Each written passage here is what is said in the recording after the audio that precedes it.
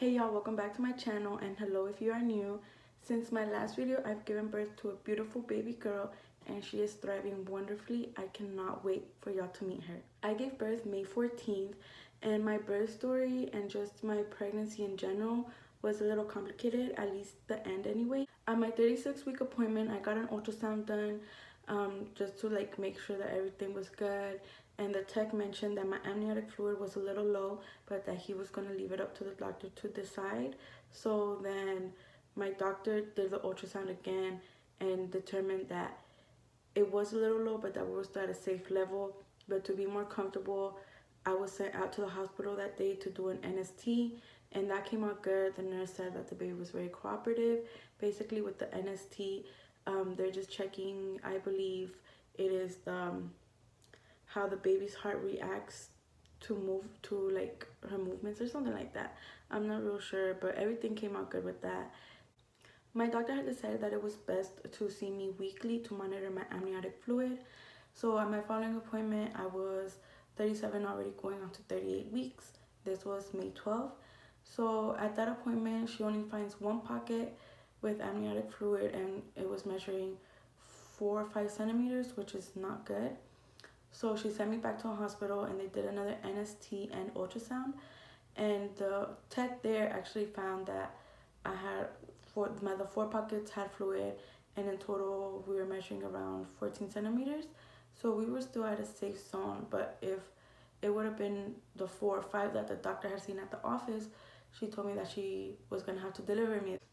The next day, May 13th, around 10:30 at night, I feel like my water broke because I felt like a little sprinkle of water, and I was like, did I pee on myself? I didn't know, so I ended up coming to the restroom and I emptied out my bladder, and not even 5 minutes later I feel like a big gush of water down my feet, going down my legs, and I was like, oh my god, this is it. I didn't want to believe it, but my sister-in-law was over, and I was telling her, and she was like, no, yes, this is it. So I hopped in the shower while my husband was loading everything into the truck, and I swear the whole ride to the hospital I was just feeling little trickles of water coming down.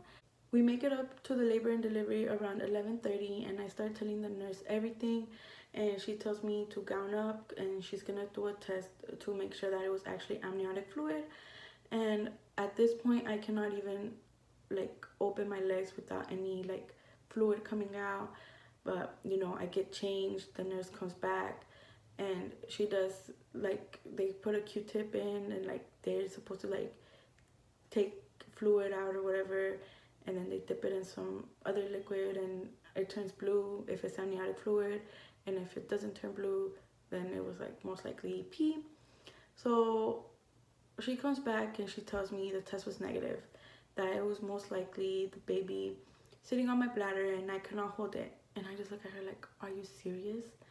And I tell her, I'm like, wow, I was gowning up, a whole bunch of fluid just came out, and even as I'm sitting here, it's happening. And she gave me the most snarkiest attitude ever, and she was like, are you sure you're not just peeing on yourself? And I was like, I'm pretty sure I'm not just peeing on myself. And then she just tells me that I was more than welcome to call my doctor in the morning and see what she wanted to do, because she told me that the Q-tip that she used was completely dry, there was absolutely not one drop of fluid in the Q-tip, which I don't understand how that happened. But that's what she told me. So I mean, there was not much I could do, and we got discharged and we went home. I most definitely did call my doctor in the morning, and I explained everything to her, and she was like, you need to come to my office right now. So my husband took me, and as soon as I get there, they take me right into a room.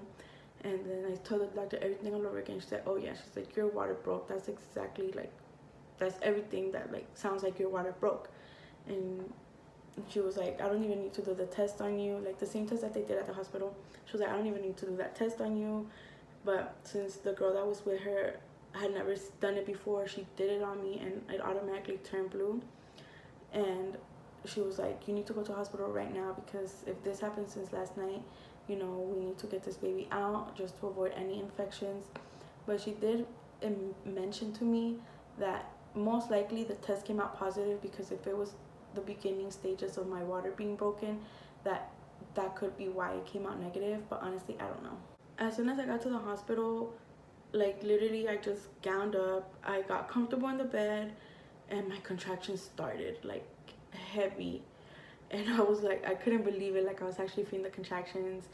And you know, they were like 10 minutes apart, because I had like this app on my phone that was like counting, and they were 10 minutes apart. Then eventually, like once like you get like a certain amount that are like 5-6 minutes apart, it's like go to the hospital now. And it got to that point, and you know, they did the pitocin on me. No, they did the epidural, because honestly I could not take it, and I really don't know what happened with the epidural, because I was staying as still as I could, like, you know, like they tell you to get like in a certain position. And like I tried, and it was hard because it was like during a contraction. And I don't know, I think I got numbed up to the max, because at the end, you know, I couldn't even go to like the recovery room, because I couldn't walk. Like it was like my left leg was numb, but I could wiggle my toes, but I couldn't lift it up. So I had to be there for like probably like 2-3 hours after I had given birth. But you know, as soon as all that happened, you know, I gave birth to our baby girl. Giving birth during the pandemic is probably one of the suckiest things that you could go through, because you know, I know every hospital has different regulations, and with my hospital you could only have one visitor, and it had to be the same visitor throughout your whole stay. So obviously, you know, my husband was with me, but I couldn't have like my mom with me, and I really wanted her there with me as well. Because you know, she was there when my son was born, so she couldn't be here when my daughter was born. And also we have a lot of family here that was very anxious and excited to meet her, and I wish they could have all came over to the hospital and meet her and love on her. But obviously with everything going on, that could not happen.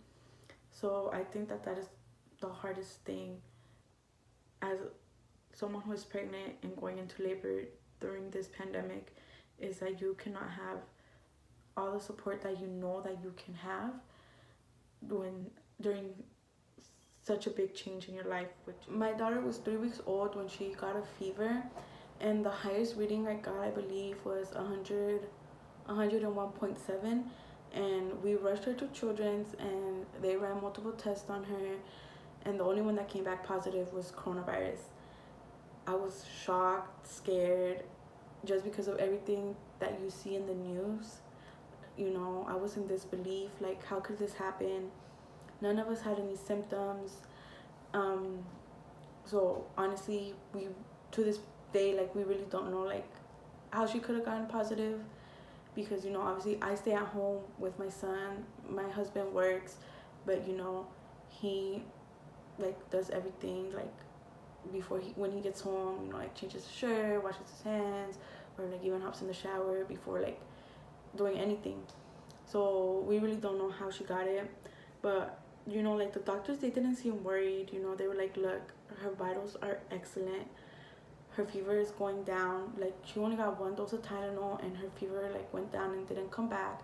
So they're like, we're only gonna keep y'all here to monitor her, make sure her fever doesn't go up anymore, and make sure her vitals are stable, and y'all will most likely get discharged in a day or two. Which we ended up getting discharged the next day around noon.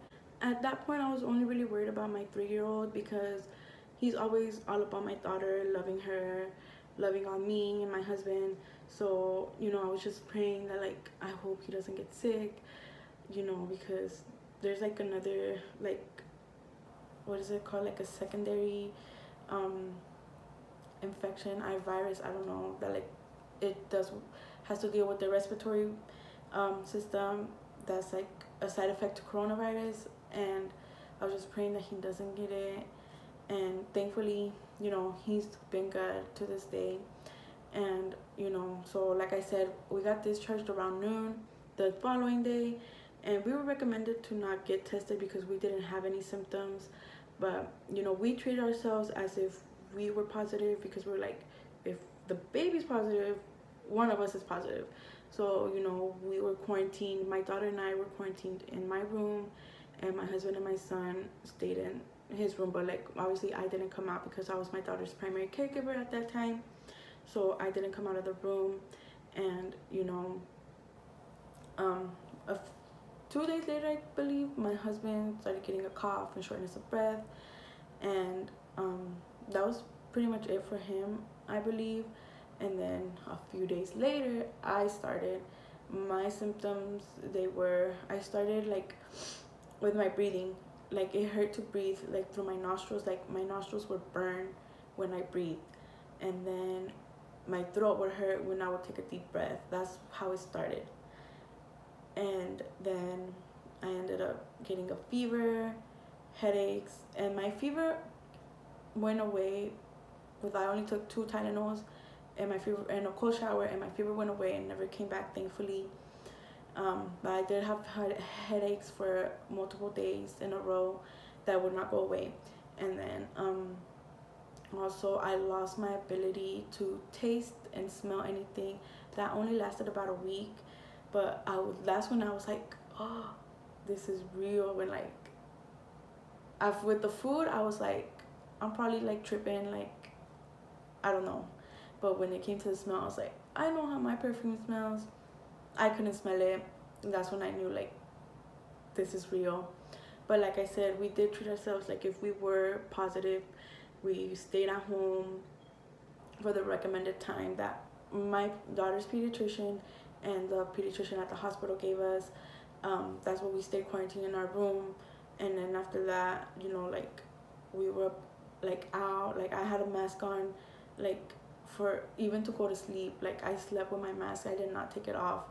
I changed it like every day, but throughout the day I did not take it off or anything. But leaving the house was a big no-no, and kind of still is for me at least. My husband, you know, he's back at work and everything, but for me and my kids, we stay at home. To this day, I still like get out of breath though, like doing simple tasks around the house, like making my bed, sweeping, mopping, or like cleaning up my son's room. I do get shortness of breath. But I was reading a interview on TV, and they said that even after you test negative, like that symptom could take a few months to disappear. But other than that, I'm just thankful that, you know, we're doing much better, and I'm extremely thankful that my son did not present any symptoms. He was always happy and bad as always. That's because he was my main worry at that point when, like, you know, we were starting to get better. I was just like every day praying, like another day came by and he didn't present any symptoms.